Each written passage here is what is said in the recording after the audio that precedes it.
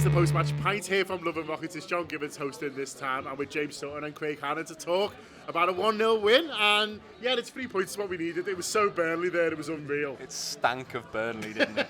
It was dripping in dice.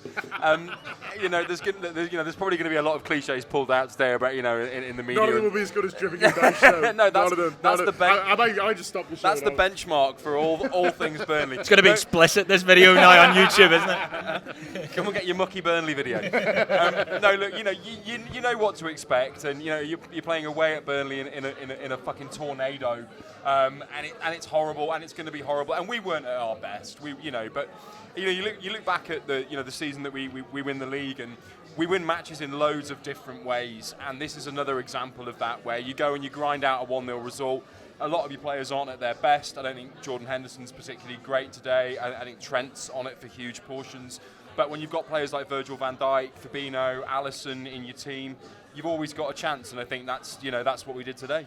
Yeah, I'm sure they control the weather somehow, like some sort of experiments. They're like, yeah, thunder and lightning today. Dice as well. Yeah, that's it. Yeah. Twisting knobs in the changing rooms. But like James says, mate, you got the job done, and that's been a feature of us for the last sort of month or so. I'm not sure whether the performances have actually gone up that much, but they've just remembered how to win games and remembered how to win in all conditions and in all places and at all times. Yeah, even the one where Trent was trying to hit the corner and the corner flag kept going and the ball kept moving and everyone's laughing and Trent's like, what am I meant to do here? Yeah. Jurgen Klopp would be fuming because he's not allowed to mention the weather anymore, is he? So People he'd be don't in like that it. post-match interview trying to reason with the viewers, but it's a massive factor, and I think particularly on days like today, you need to look at your centre backs and say that in the air, like I thought Virgil van Dijk, for instance, was imperious. All the plaudits will go to Fabinho for getting a goal, another one.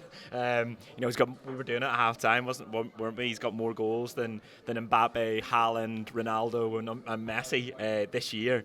But I thought Virgil was really good, particularly with having to deal with the ball in the air. I think he won everything against Weghorst, and the ones that they didn't win, we're on a knife edge with the offside trap. But that's a tactic that Liverpool are deploying, and they're really, really good at it. And I wonder when I watch this game back, the highlights back, will it feel as if Burnley had as many chances as they did, or were they just all offside? But one thing you do learn from that is just how good a shot stopper and how good one-on-one our goalkeeper is, because he was excellent. Yeah, I don't really like reminders of how good our goalie is, James. Like I'd rather forget for months on end. Like those games when he's completely anonymous. That's the best Alisson performance. I tell you what it was today was his positioning today. That's what really, really impressed me. He doesn't have a huge amount of saves to make, but Craig's right to bring it up. They have some opportunities. They have a few one-on-ones. There's some there's balls flying out, and his positional play is absolutely second to none. He's always in the right place at the right time, whether it's just getting 1 foot in front of the ball, whether it's a deflection. He's imperious. That's exactly what he is. And the centre-halves as well. A couple of times where they seem to be a bit too spaced out for my liking, James, but this is me talking about the tactics they've been asked to play with without the knowledge. But as Craig says, in terms of winning the battles, that fellow up front was a handful. He was quite quick as well, over a few yards at least. I wouldn't fancy over 100. But in terms of short bases, he was quite quick. And they dealt with him and everything else that was Burnley-esque, including Tarkowski going up front towards the end. Really, really well. Yeah, absolutely. Second everything. I think with that midfield, I was quite excited when I saw the lineup come out. Actually, I was like, oh my goodness, Naby Keita coming back in, and Jordan Henderson, who there's been a few performances this season with Jordan Henderson that have felt a bit like that, where it's just a little bit frustrating, and I don't know whether he's carrying still carrying an injury, whether he's not 100%. Let's put it that way. And I think because of that, the knock-on effect to the defence and actually the way we set up, I thought was sort of systematic of the fact that midfield, we don't see that very often, and those guys are probably not. It's Jordan Henderson not at his best. Yeah, it's funny that with midfield, I'll just stick with you, James, because I thought they were sort of struggling a little bit in different ways. Henderson pulled that one ball in that's absolutely unreal, but apart from that, I think he did sort of struggle to impose himself in the game. It's always telling to me when he gets taken off, even before the hour. I thought Keita did some good stuff, but some stuff that wasn't. But generally speaking, I felt in first half especially we didn't have much control of the game, and that's got to come to midfield. And then also, as soon as Thiago comes on, he just gets a massive grip of it, and you're like, yeah, that's what it looks like. He doesn't help them.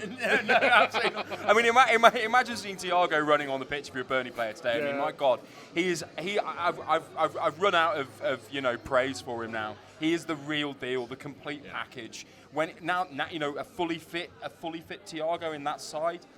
You're always going to collect points. It's always going to make it difficult. And go away at Burnley again. I don't want to reference the weather, but a player like that in conditions like that and still looking the business. We've got a real player there. Hello Reds, thanks for watching that taster of the post-match pint. If you want to watch the rest of that video, really easy to watch it right here on YouTube. Just click the join button below. That activates the membership. It gives you access to the Anfield Wrap's premium videos, which includes the post-match pint, but also reviews, previews, exclusive interviews, and it means you can follow us, follow them from here, the heart of Liverpool.